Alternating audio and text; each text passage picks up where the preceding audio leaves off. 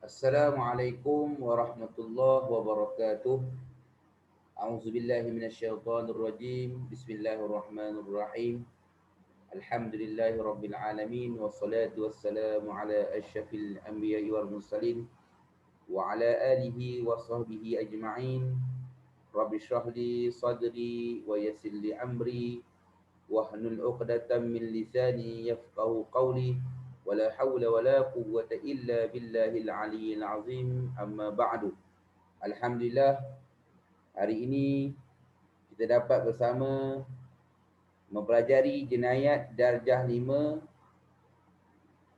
iaitu bahagian jenayat.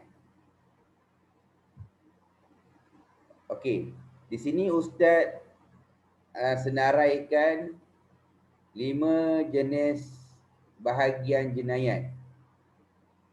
5 jenis bahagian jenayat. Yang pertama ialah jenayat terhadap agama Islam. Jenayat yang pertama ialah jenayat terhadap agama Islam seperti murtad. Jadi orang Islam yang keluar daripada Islam, dia murtad, itu dipanggil jenayah juga. Jenayah terhadap agama Islam. Yang kedua jenayat terhadap nyawa dan tubuh badan seperti membunuh dan mencederakan. Membunuh dan mencederakan pun termasuk dalam 5 jenis jenayat. Baik, yang seterusnya, yang ketiga, jenayat terhadap kesejahteraan akal seperti minum arak atau minuman yang memabukkan. Yang seterusnya, mengambil dan mengedar dadah. Ini pun di antara kesalahan jenayat terhadap kesejahteraan akal. Minum arak, minuman memabukkan, mengambil dan mengedar dadah.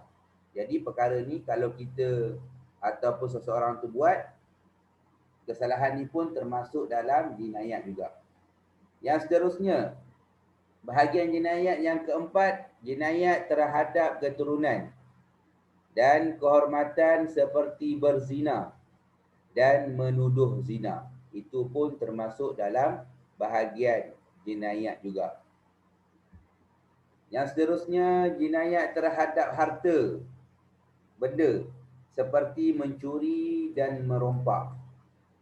Seperti mencuri dan merompak. Mencuri dan merompak pun termasuk dalam kesalahan ataupun 5 bahagian jenayat. Senang je ingat.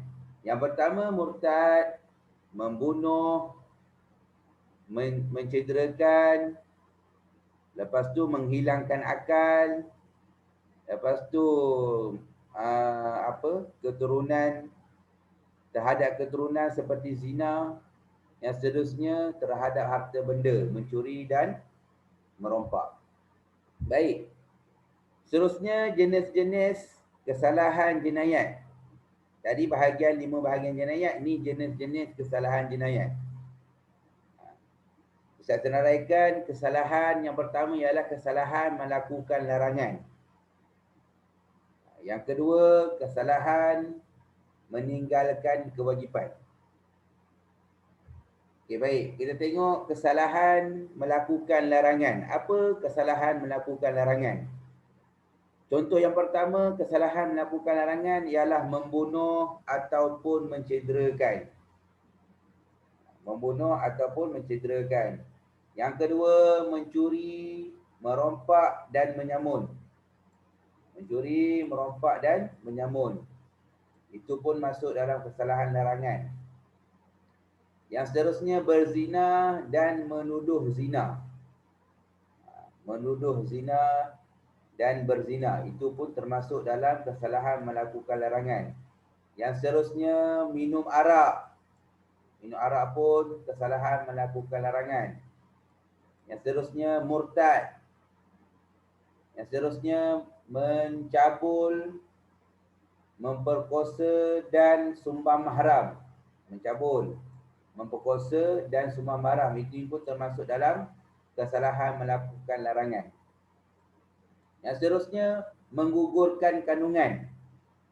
Menggugurkan kandungan pun termasuk dalam kesalahan melakukan larangan. Yang seterusnya, yang terakhir ialah rasuah.